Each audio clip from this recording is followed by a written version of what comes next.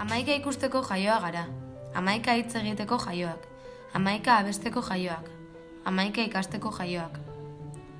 Hamaika ikaslerekin jaio zen ikastola ere, duela 11 urte.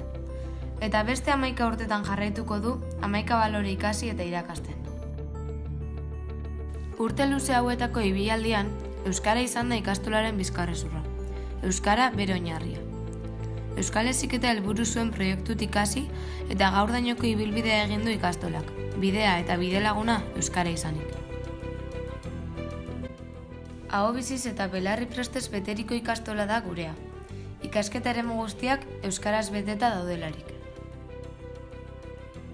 Jolastu, ikasi, irakurri, abestu, lan egin, entzun.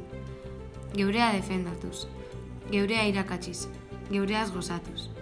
Elkarlanean eta euskaraz biziz. Guk, 11 egunez jarraituko dugu, ahoa bizi-bizi, belarriak prest beti, tinko eta brinko euskaraz. Eta zuk?